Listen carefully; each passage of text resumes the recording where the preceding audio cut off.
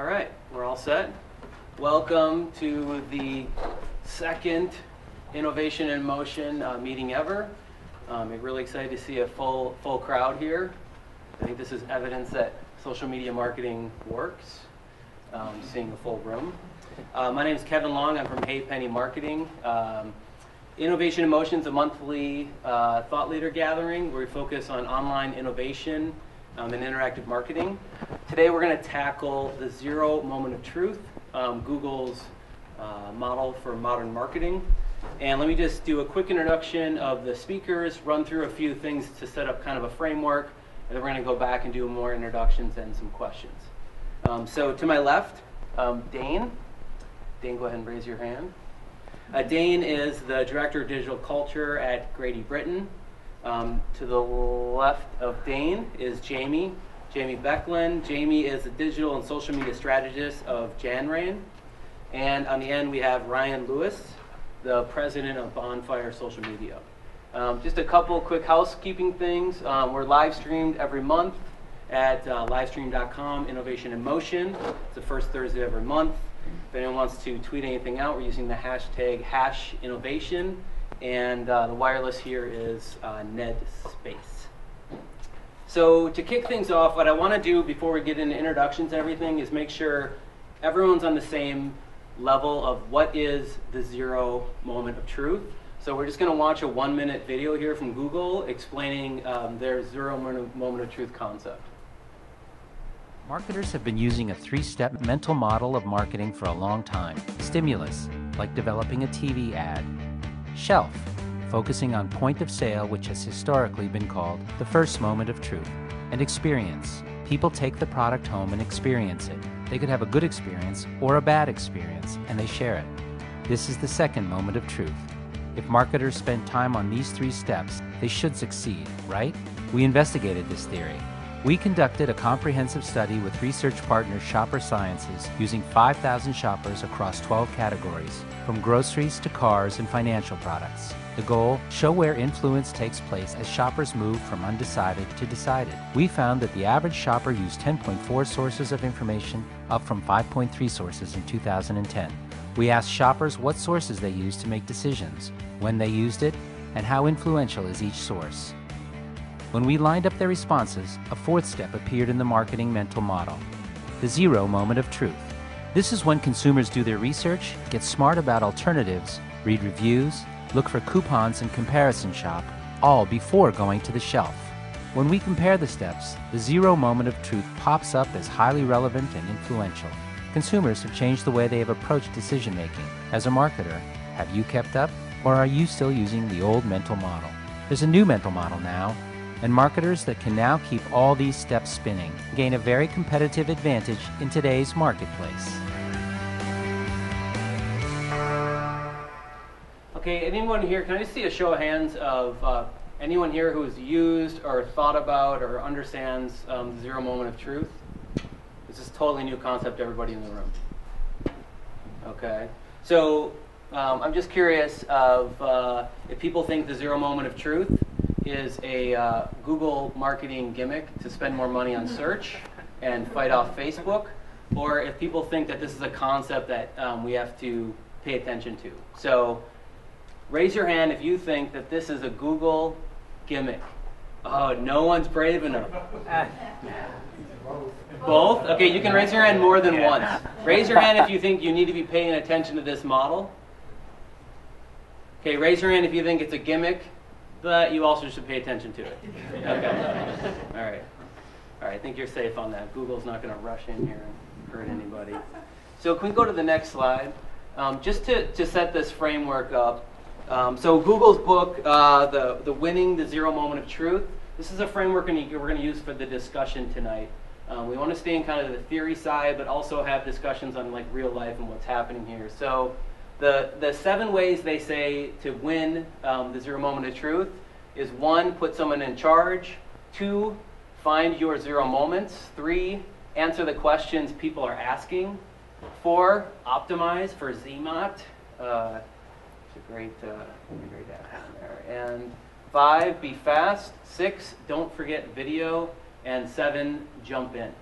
So on that jump in note, what I'd like to do is just do have the panelists kind of do just a really brief. They have a couple slides to give you their backgrounds. So you kind of know who's up on the panel here and what their companies do.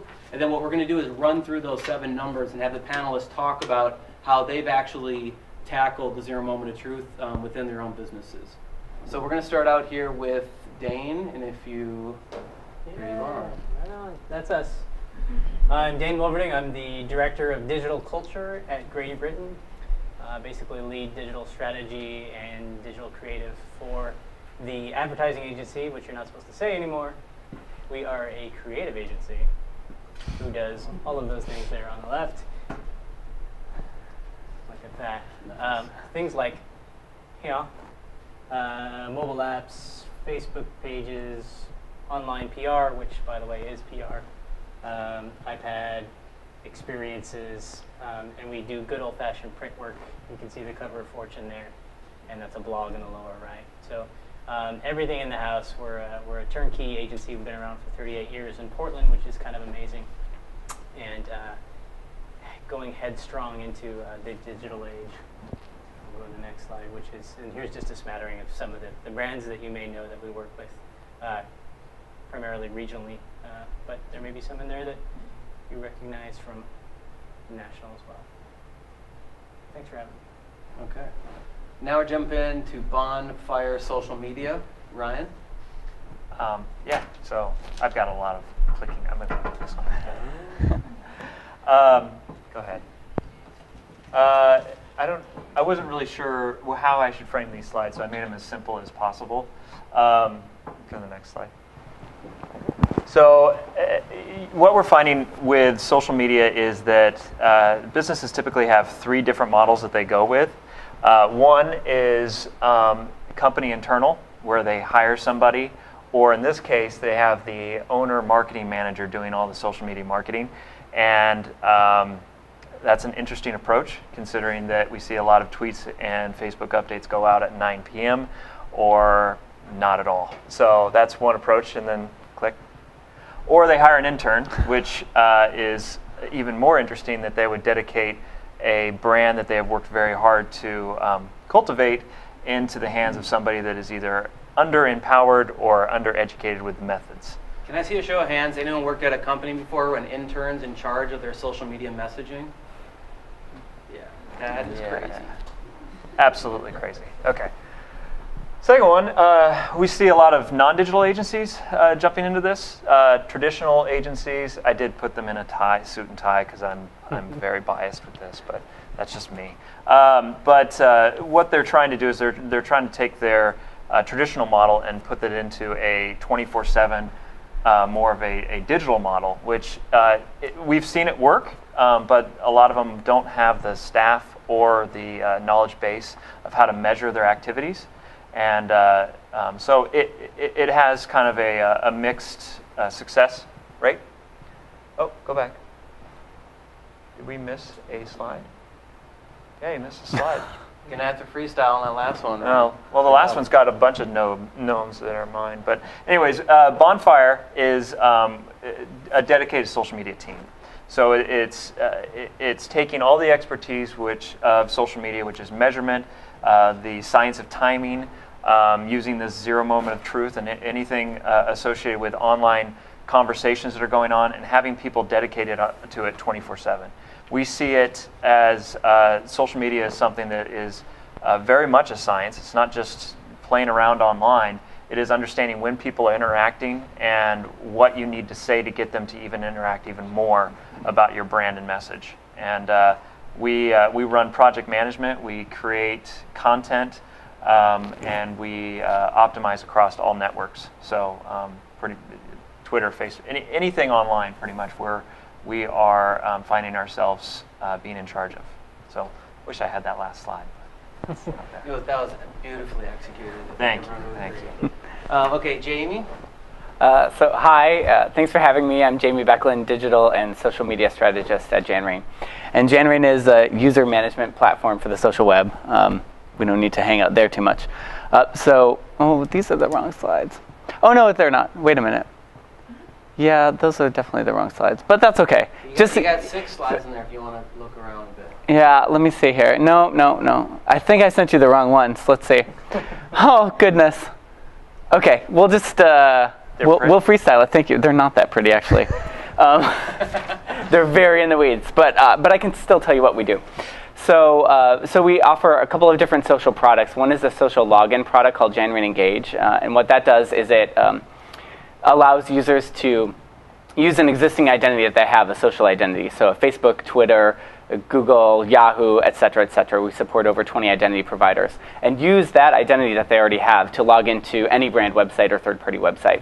So what that does is it provides a much easier path for the user to go through. Of course, what comes back with that is much more than just the authentication that the user is successfully logged in and is who they say they are, but there's also a data payload that comes back with that. So we have another product called January Capture, which stores and manages all that social profile data. It's stuff that's really hard for a traditional database to store or figure out how to be able to utilize because it's nested. You don't know what's going to come back. You don't know if this person has 5 friends or 500 friends. So there's a lot of complications around that.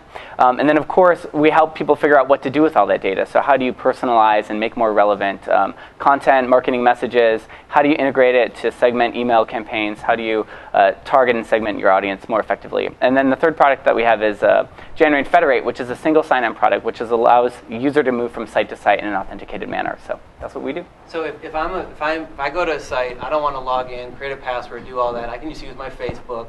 I push the button. It says, do you want to accept this? And it can pull whatever data. I push accept, and then JanRain can then find out what are my interests, who are my different friends, how can they match data to serve me up things that are more pertinent. Exactly, yeah. So we pull back a number of different data fields on the user's identity. So that can include things like the social graph, who you're friends with, gender, relationship, status, interests, the bands you like, that sort of thing. And all of that can come back and then be used in a number of different ways to help personalize the experience and marketing messaging for a customer. Okay, great.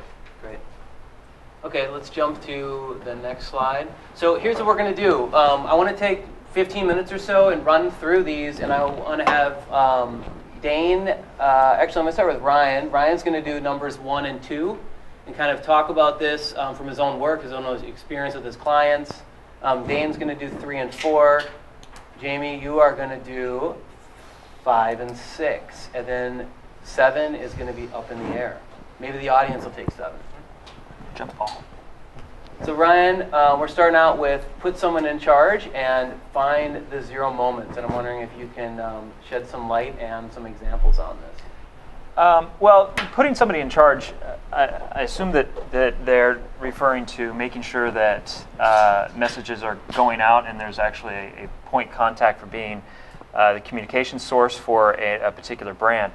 And with that, because it's a new field and it does fall kind of loosely on different departments within a particular organization, you do find that the PR department is sometimes saying, well, this is our duty, or the marketing department is saying, no, this is us, or even sales jumps in the mix sometimes and says, this is our responsibility. When it comes to putting somebody in charge, it needs to be that one person that's a brand ambassador. It doesn't necessarily have to be one person. It could be a team of people. Zappos, for instance, has a team of bloggers. I think they've grown up to about 7 now, that they just sit in a room and they are in charge of the brand. And they get it. The Zappos community online is very strong, and it gets stronger by the day because they're responding, and they're doing something that we call giving the consumers relevance. The conversation that is going on online, because it's not an accepted practice yet of businesses to be responding to things, it's shocking to have a good business response from something, and that can really, it can either call back a once really bad relationship that maybe they're complaining over Twitter, or it can reinforce a relationship that is already there. Maybe they're praising your guys' name, and you just say thanks. Just very simply saying thanks. You're giving that person relevance, and you're rewarding good behavior. And hopefully that encourages more good behavior. But you can't do that without putting somebody in charge from the very beginning. Because otherwise it's, no, it's your fault, or no, it's your problem, that's your problem, that's your problem. When you have that one ambassador, they go, no, this is my problem, because this is my business. and I'm going to be attacking that. That's why a little bit in my first part we had, who's taking the responsibility? The owner, the intern. Well, the intern, first of all, don't get interns. Second of all, the owner usually doesn't have time for this kind of stuff.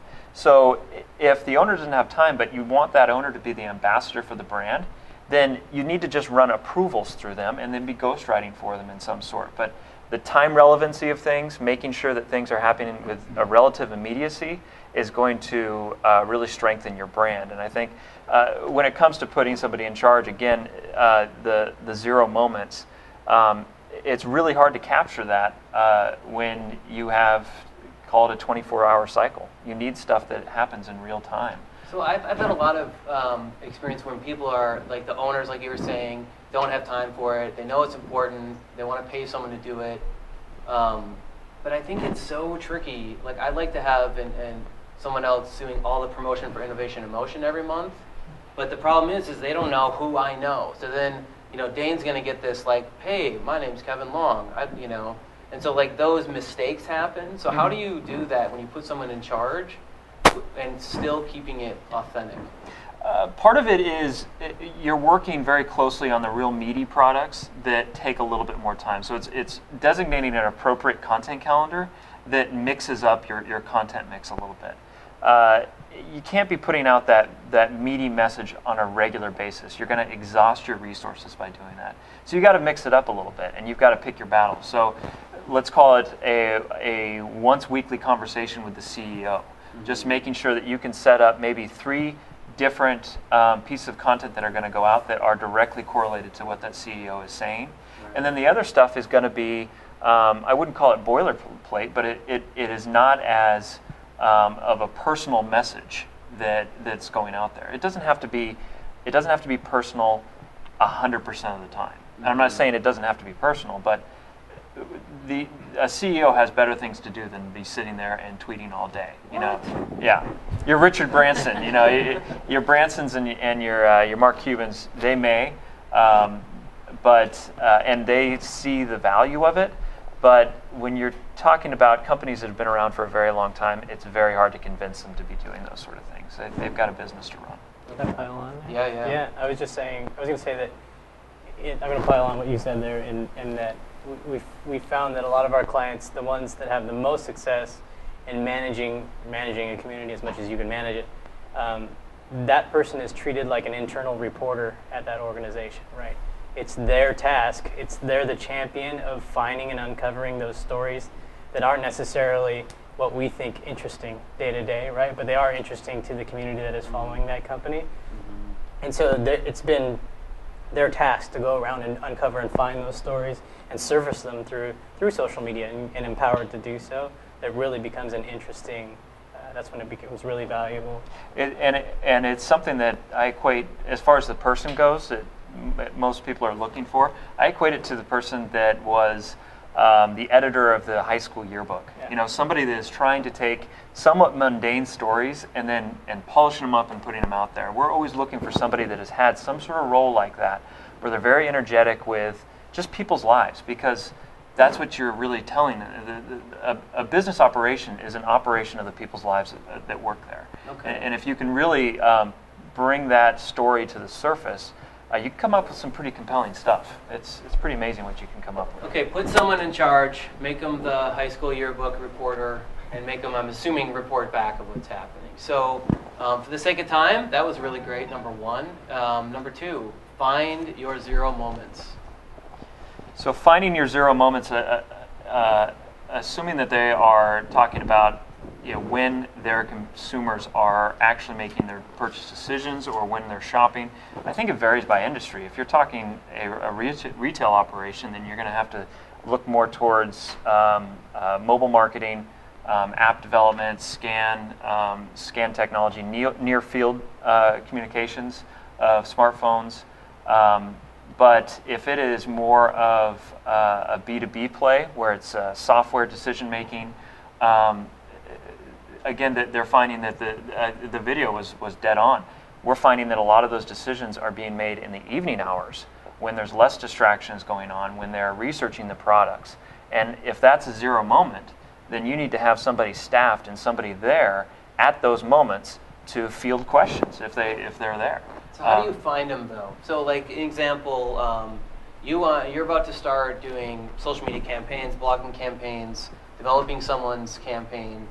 You need to find out what topics in their area are popular, what is trending, where are those happening. How do you actually find those moments? Like, I understand this whole listening thing, and I understand all the different tools out there, and some are expensive and some are cheap. I'm just curious at Bonfire Social Media, what do you do to what tools are you using, and how are you actually finding those zero moments?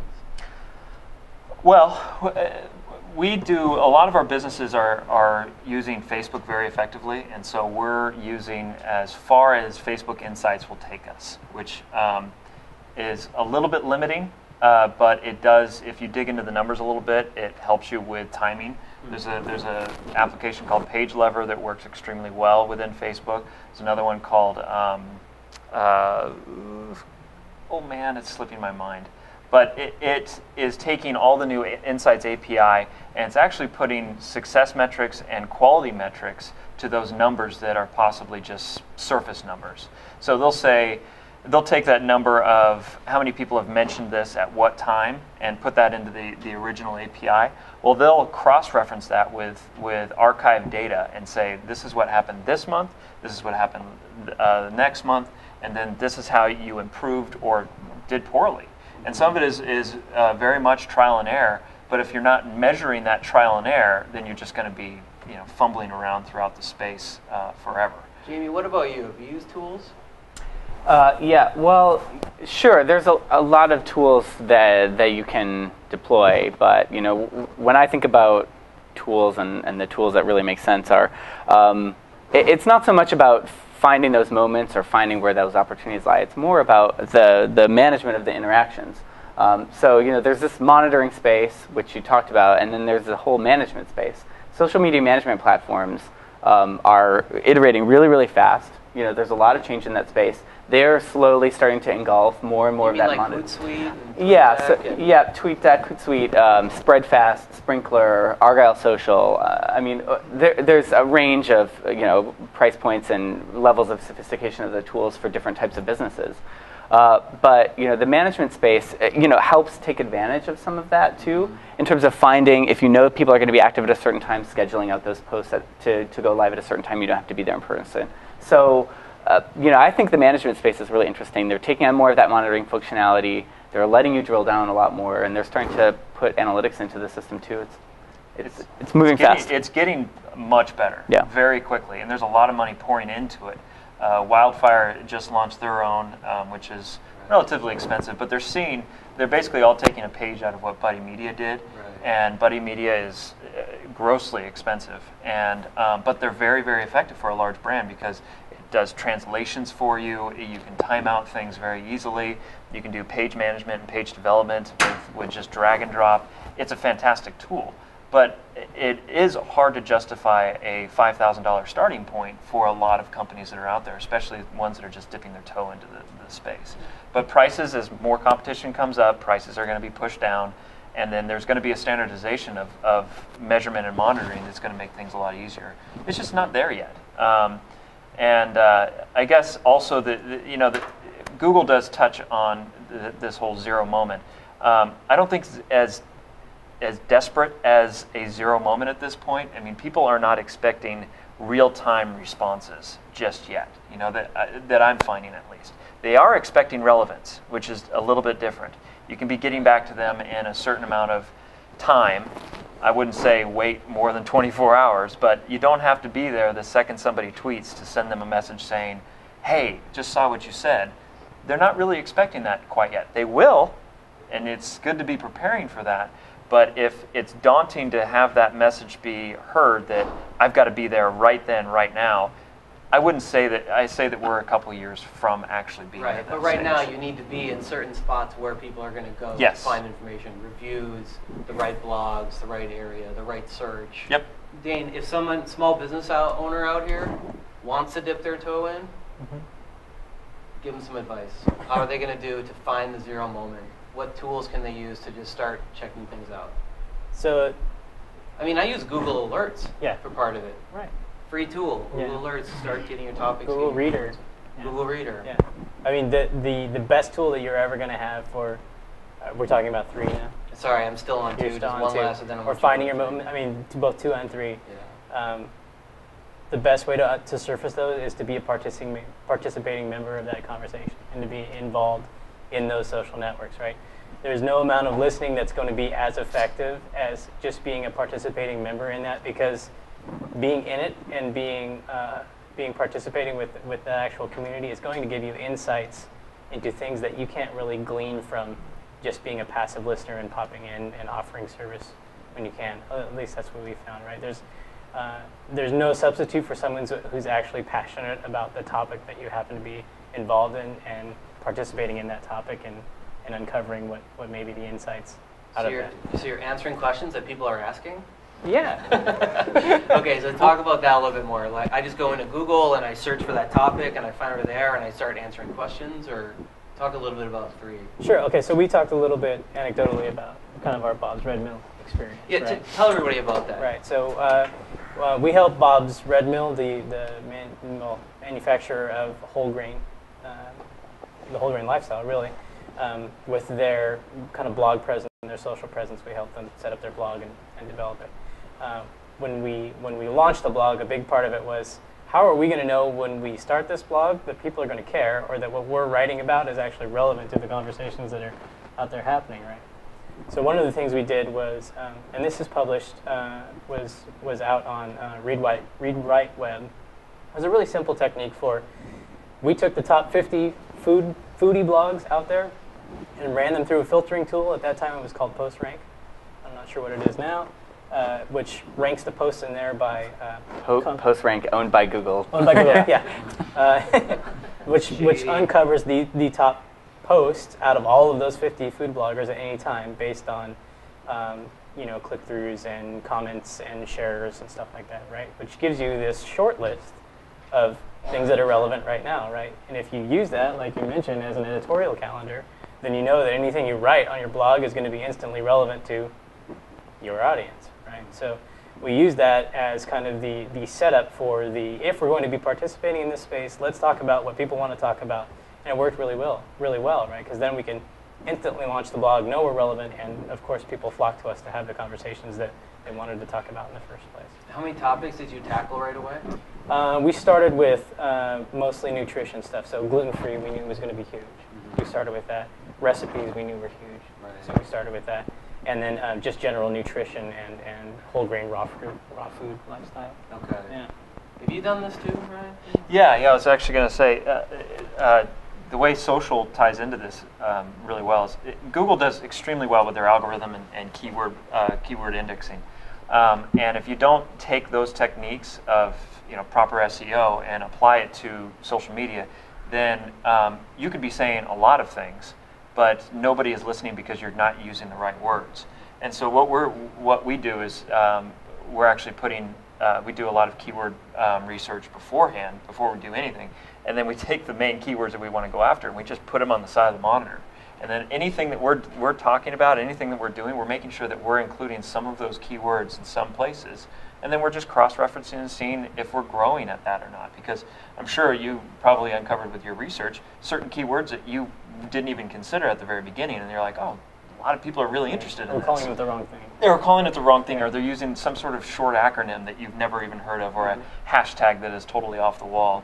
You can key into those things you never really considered before, and you can kind of energize those a little bit more. Otherwise, round robin really quick. When you're looking for a keyword, which is a word they would use in the title in your post to get a better search result, what tools do you use to find these keywords? What tools do you guys like to use to find these?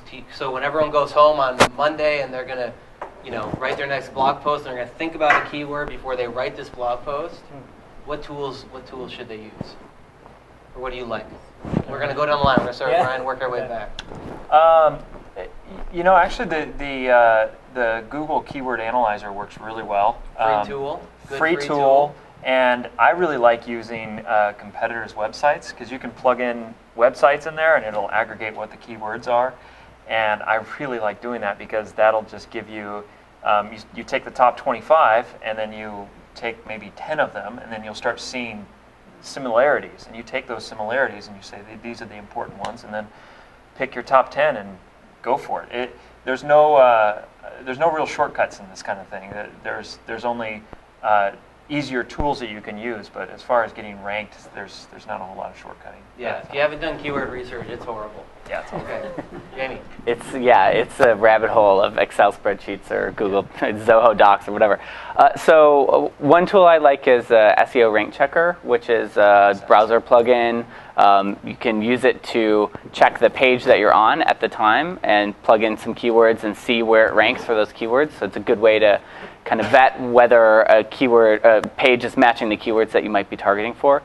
And another tool I like is these monitoring tools like the Radian 6s of the world and the Trackers, which is a free monitoring tool. If you do keyword searches around those blog topics, it can sometimes lead you to adjacent keywords that are related. I really like also Sysomos's word tree. They have, you put in a keyword and it's going to give you just a real visual rendition of what other words that are most correlated to those words, in particular indexed web pages across the web. That's so interesting. so you'll take, let's say SEO, it'll jump up and say social media, but it'll be smaller, but it'll do it across the entire web. They're indexing forums, blog posts, web pages, Twitter. I don't think they have access to Firehose, but they've got a lot of good tools. Dayn? So I'm lucky enough to have on the same floor as us Amplify Interactive, who is a search marketing firm. So you go down the hall. Yeah, I go down the hall. Like, yeah. keywords. And I know they use a combination of SM2 by Alterian and some other wizardry foo in order to pull that stuff up. But when I'm just starting, just to get my own kind of rough idea of it before we move it over to those guys, it's usually a Google keyword tool. And I also run the Chrome browser extension for similar sites. It doesn't show up in Google anymore, but it runs across the bottom. So any website I go to, it gives me the list of other similar things that may be related to it at the bottom. And lots of times you can feed that back through the keyword tool and find stuff that is related. So talking about this optimizing for ZMOT, how much does it cost to buy Bob's Red Mill grains a bag or something? I think it's $4 a bag or something like that. Okay, so $4 a bag, right? So Google's concept's not new for B2B people. They've always done their research. They've always done it. Or like if you're going to go out and buy a 3D big huge flat screen TV, everyone's always done their research. But what I think is interesting with the ZMOT is this stuff is happening for stuff like under $1. Or under $5. People are like, oh, do I really want to buy this shampoo?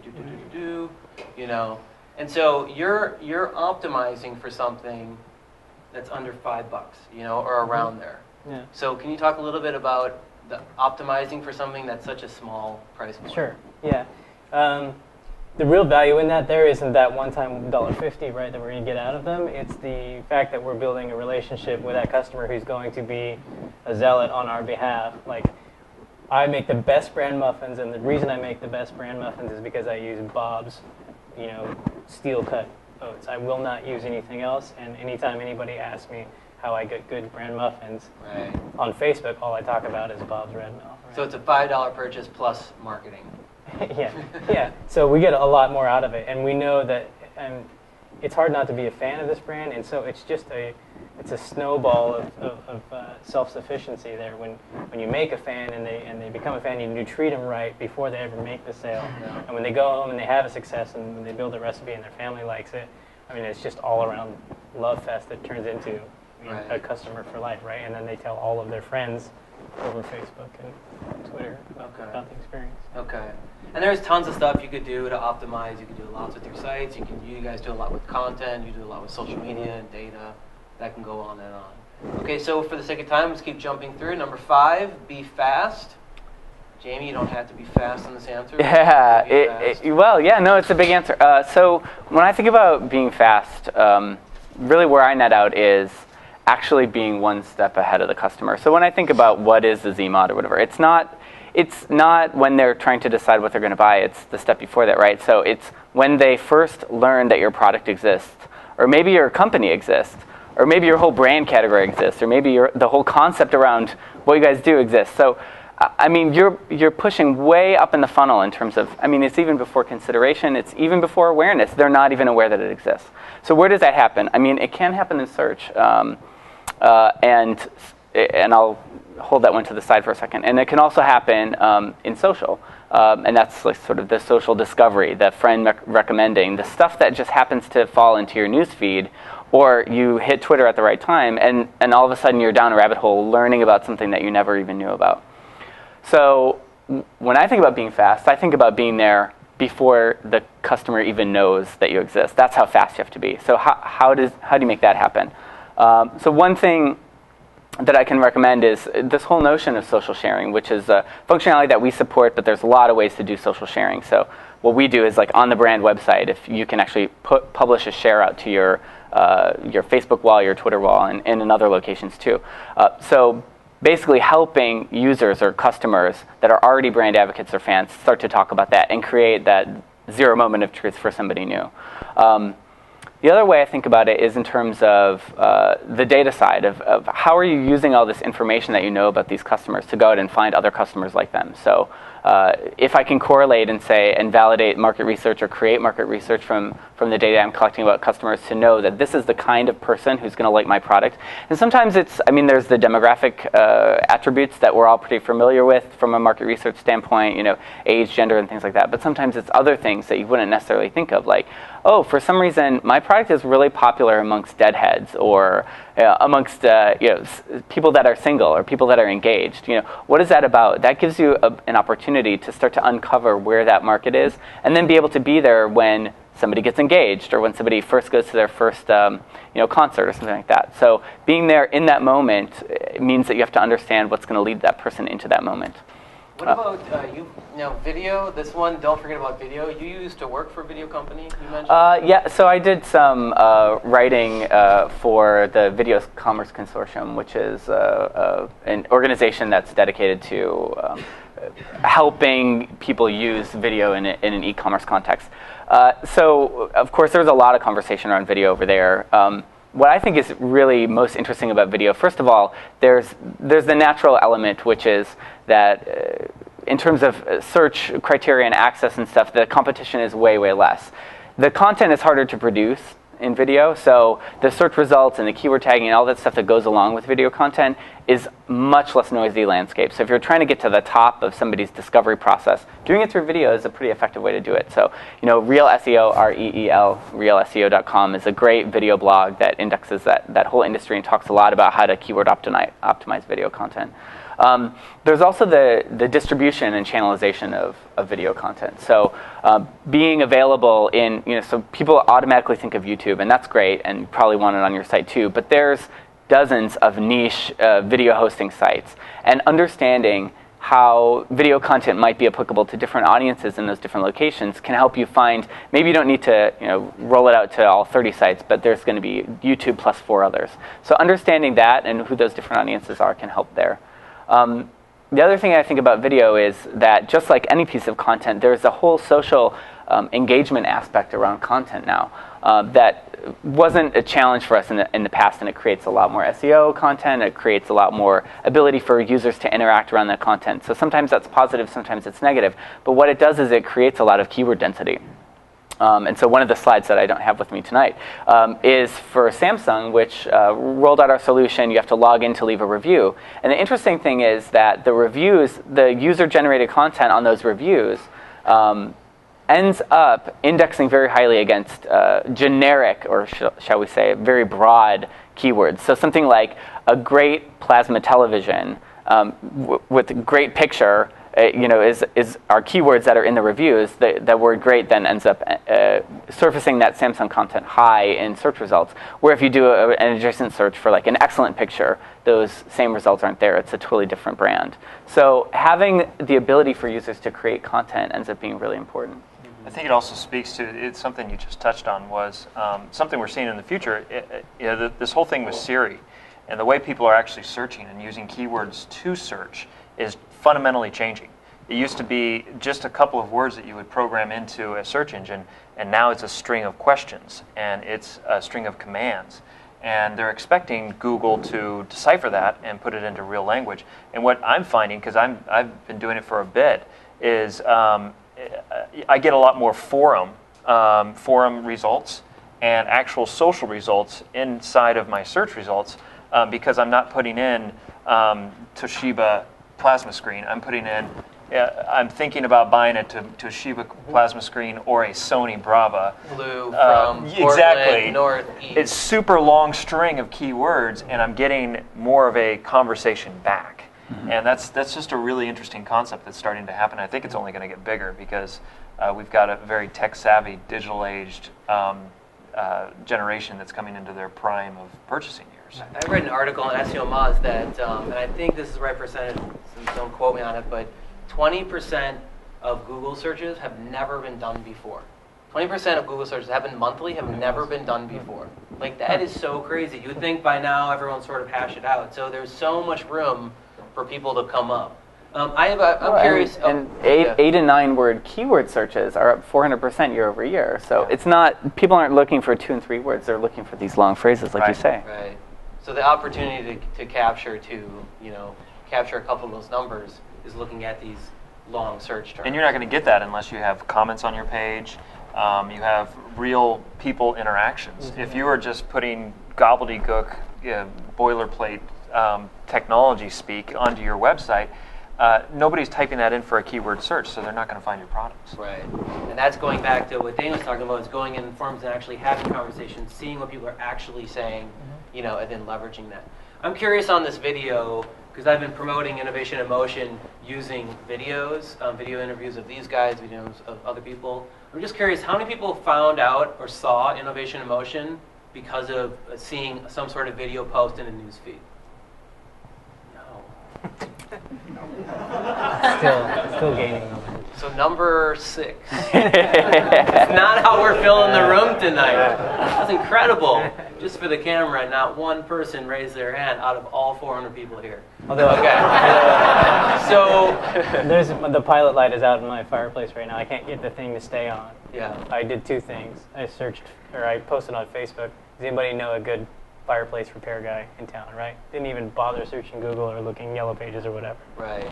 Number 2, I searched for a video online on how to keep your pilot light lit. Right. And I just searched it in Google, long phrase, how do you keep your pilot light lit on model whatever. Yeah. And I threw in Portland and Northeast. Yeah. Just to see if there's somebody down the street who not only had a video, but could come over and help me. That's the way that, I think that's how we're headed, right? That's how you're searching these days. I typed in, because I bought a whole bunch of firewood this year for my house, and I typed in what's the highest BTU firewood,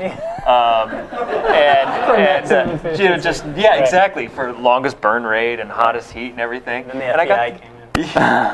And I get this just totally random website that you'd think that you're having like Wikipedia jump up or something like that. It was just this guy, and I think he was in like Damascus or something, Damascus, Oregon. And but he kept a really exacting BTU measurement on it. I'm like, this is great stuff. Yeah. But it wasn't the normal Wikipedia stuff that I was normally getting. So I think that Google's definitely changing their algorithm to cater to that search much more. It's also a lot where you're seeing the real-time search results. They understand that these things are happening. I think they're very smart to be making this adjustment. But anyways. Well, what I want to do is just open up for some questions. We have a little bit of time here. I have plenty of questions I keep asking. We have people on live stream. But does anyone in the audience have any questions? I mean, these guys are pretty thorough, so maybe you don't. Oh, can we actually... I was going to say, whoever's in the black chair is in charge of the microphone, but no one's sitting there. Hi, Jamie Gilchrist from Autodesk. One of the things that we're doing a lot is around social media, and that's really become prevalent over the last few years. But how important do you think it is for companies with the barrage of ecosystems of social media like Facebook and MySpace, which is kind of arguably dying off, but Twitter and things like that. How important do you think it is for companies to try to maintain their own infrastructure of community sites and pages with this other evolving ecosystems, which arguably has a much larger, maybe a little less targeted, but certainly a much larger audience base to reach out to? Yeah, so first of all, I don't think that it's overstating the case that MySpace is not arguably dying. It is already dead. It's dead. If Justin Timberlake can spend $30 million for MySpace, that was a bad call on Rupert Murdoch's part. So we'll put that to the side. So I think that it's a great question, and it's one that Janrain gets a lot because we do work on websites. So when you're trying to decide where should I put my energy, where should I put my emphasis, my perspective is that it's not an either-or solution. There's a lot of challenges with what you can do and can't do on different networks. And in all cases, you're ceding control there to a platform that you don't have any say over, that changes very frequently. There's this whole field of newsfeed optimization, which is all around how do I get my brand's Facebook page post to show up on the top of my followers' feed. That's incredibly complicated. You have to understand EdgeRank, and even when you understand it, you have to be able to manipulate it, and even when you're able to manipulate it, you have to be able to manipulate it for this one person. It's an impossible game to play. So of course, for discovery, that's still an important component, but where are people going to discover that from? Are they going to discover it from the brand page, or are they going to discover it from somebody who naturally has a lot of EdgeRank because last week they commented on 15 of your photos and now they're talking about a product they're interested in?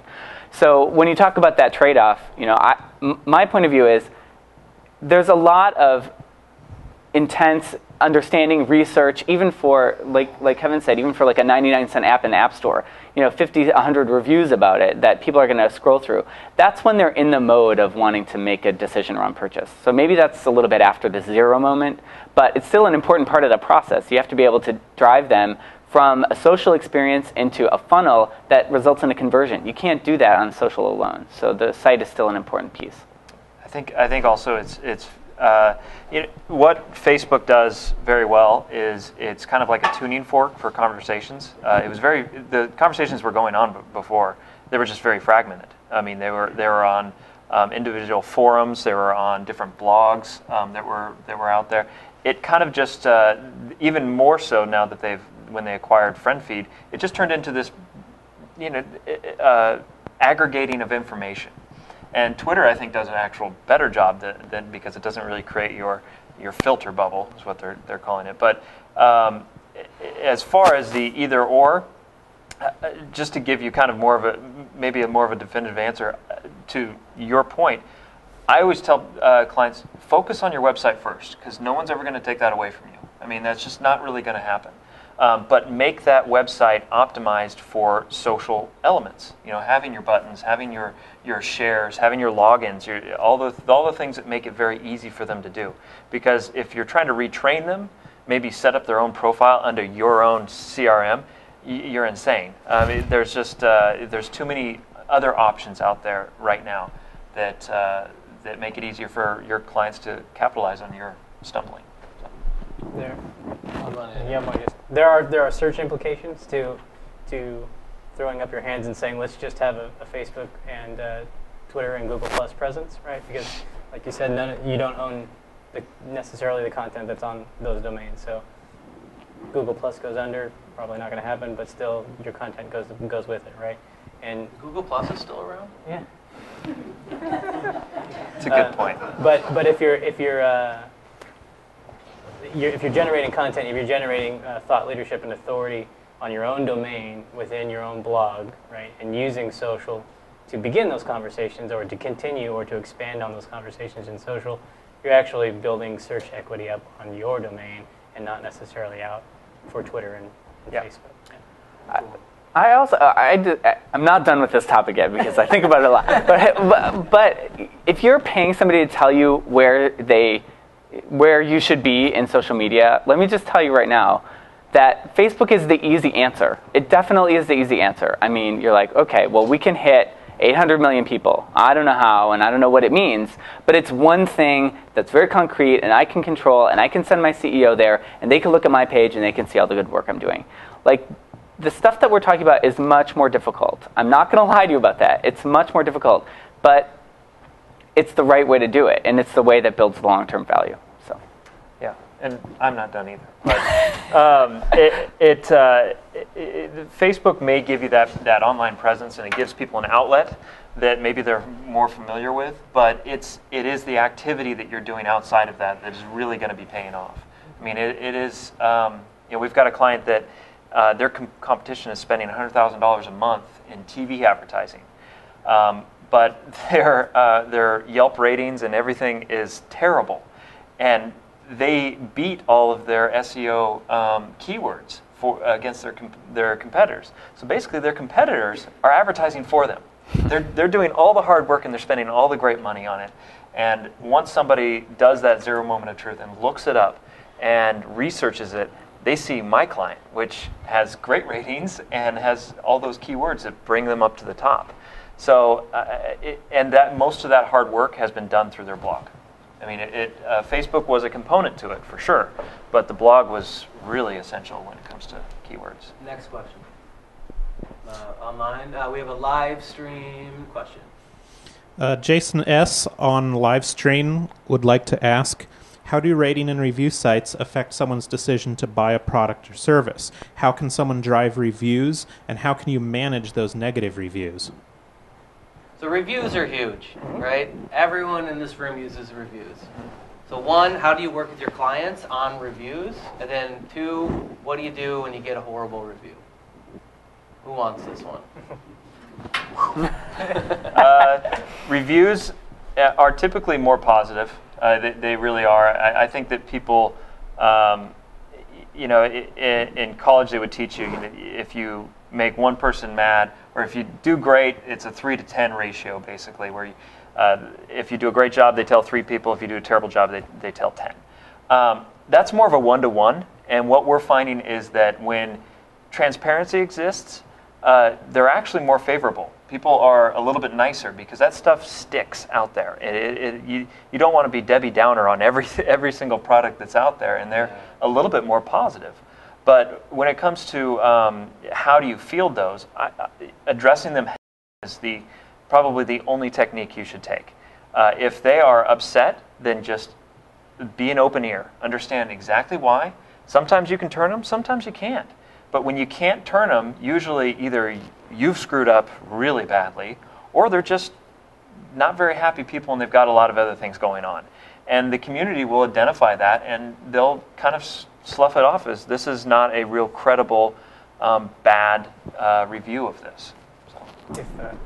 Go ahead. If you can manage to, first of all, say that we understand that you're upset or that it's a bad review. First, that's point 1 for you, right? Because you've got everybody looking at that, and they see that, okay, they are acknowledging the fact that this person had an issue, and they're taking them seriously and working at it. And then if you end up turning it around, that in and of itself, bad review, acknowledge that you're listening, and then actually turning around and making it right, that is way better than almost any advertisement that we can think of buying right now. There's no way. That is going to speak so much louder in the thread of things that exist for that product moving forward than almost anything else.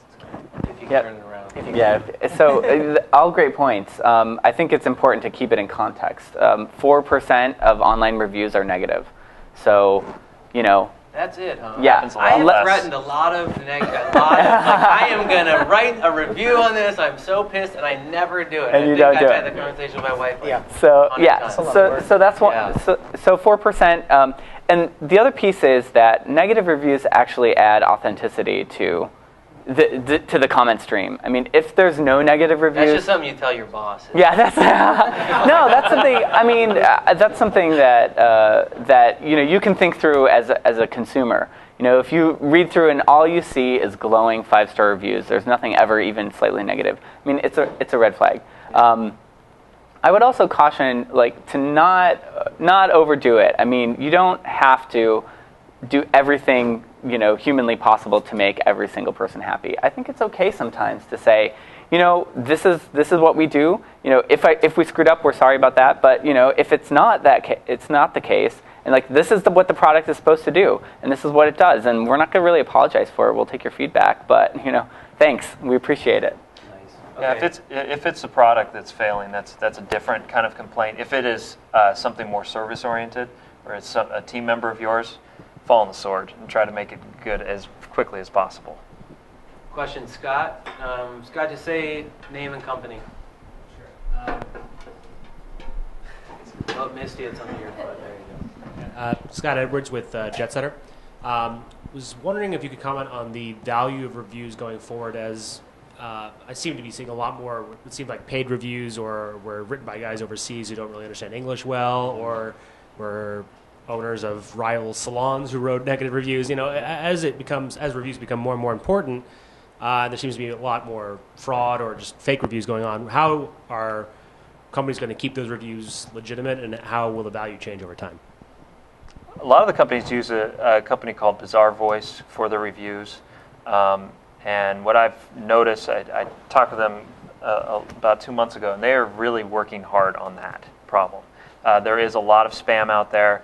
Amazon seems to have kept it pretty low as far as products go. But it's going to be a never-ending battle. I mean, there's no way that I can't imagine. There's always going to, if there's money in it, and with reviews, there's a lot of money in positive reviews. There's going to be the black hats of the world that are going to screw it up. But I think that as machines get smarter, then they're going to probably backtrace and go through where the email comes from, or have tighter restrictions on how somebody can actually leave a comment or a review, and then that's going to grant a little bit higher credibility. You have an answer or a question? We have a new panelist. If you hold the mic. Well, I was just say your name and company. Tyler on Context Partners. My response to that is, I think as more and more reviews become legitimate, if you have a reputational rating in place for your reviewers, that becomes a really great layer of vetting. Being a Yelp member and you see some really great or really awful reviews, and this is the only place that they've ever reviewed, there's something fishy. So. Yeah, and I think like the work that Jamie's doing around online identity has a lot to do with that too, right? Yep. If you know that you can't be a troll, a flame troll out there without it coming back to you and actually affecting your personal reputation online no matter where you go, and I think that will do a lot for Zuckerberg's law. Yeah. Yeah. Yeah, I mean, but all of the white label review platforms, so Bizarre Voice and Power Reviews, the way that their contracts are set up is that they prove the ROI of their solution. So if it's the case that the value of the review is not there anymore, I mean, it will be very obvious, and they will lower their price, or they will get replaced with something that does. So this is still a shifting landscape. It's not gonna stay static. So we're just about to wrap up here. One more question to wrap it up is, who is going to, I'd love each of you just to round robin rip through it in like 30 seconds. Who is going to benefit most from ZMOT? And out of the panelists at the table, who should everybody here hire? I just kid. All right. So who's going to benefit most from ZMOT? I'll start. So I think the group that benefits the most is actually the customer. And that's probably not the most original answer, but I think it's the most honest answer. Because what it really means is that if a product doesn't measure up, if a service doesn't do what it says it's going to do, it's not even going to be in the conversation. So that's great. This is like an economics law, right? It's this that everyone gets a dime, but one company goes out of business. So that's the trade-off. The consumer ends up better off, and the best companies hopefully survive. Well, what he said. And then also, I'll say that this also opens some doors for the entrepreneur or for the startup, because playing in the zero moment of truth area kind of levels the playing field, right, a lot. Not all of us can afford the $100,000 a run TV commercial to play on that level. But a lot of us, if we know what we're talking about, can play on the manage a blog and know what I'm talking about and actually be an authority in that space. And that's the same level playing field as anybody else at any other company who might be your competition. They can also write a blog, but you're on the same level, right? So you have just as much opportunity as anybody else does, short of being able to hire you guys to participate on your behalf. But it really does kind of bring everything down to this level of like, if you know what you're talking about, if you're good to your customers, if you're good at having those conversations, then you can absolutely be a player. Ryan, anything you want to add to those two? No, actually, I do agree that it does level the playing field quite a bit. I mean, even just as a simple accounting of what it takes to start up a business. You know, it used to be that it would, if you're starting a technology business, you needed 30 million, and then you needed 15 million. I mean, you need a laptop and a coffee shop anymore, and you've got something. You can at least get a coffee shop. Man. Yeah, you can. Well, you don't want to pay for internet. Come on. You do need. You don't need as much startup capital. What you need is an identified voice for yourself and a good product, and that can get you pretty far in this marketplace. To that, much further than it used to, where you'd have to buy direct mail pieces, or you'd have to buy radio spots, or newspaper ads that didn't have a CPC model, where you bought a spot and you would pray every single night before you went to bed that you had customers the next day. It's not so much the case anymore. It does, to the smart little man, it gives quite an advantage. All right, little people, ZMOT is your thing. Okay, few things, we're wrapping it up here. Number one, Sarah is going to hand out feedback forms. Really looking for some ideas. 2012, we're meeting on the first Thursday every month, not counting January or the summer months, at 6 o'clock. And if you can't make it for some reason, we're live streaming it every month. But give me a topics. What do you want to hear about? What kind of professionals do you want in here? Second thing, the next meeting is on December 1st. It is going to be the Mobile on the Move. We have a few superstar companies. We have Crowd Compass, Anvil Media, and Urban Airship coming in to talk. And last but not least, I would like to thank Paul Collette. Paul is our video guy. He live streams this. He's a superstar. This panel just gave tons of deliverables. I'm going to have to go back and watch it. I want to suggest everybody else do that too. Paul's going to put out videos. He does all the editing, everything. If you ever need video help, talk to Paul. Want to thank our volunteers for making this thing happen. And last but not least, all of our speakers. Thanks you guys so much for coming in. Thank you. Thanks for having us. Thanks everybody. Everyone who's interested, we're going to clean up here and we'll be next door at the Lotus grabbing a beer if anyone wants to continue the conversation.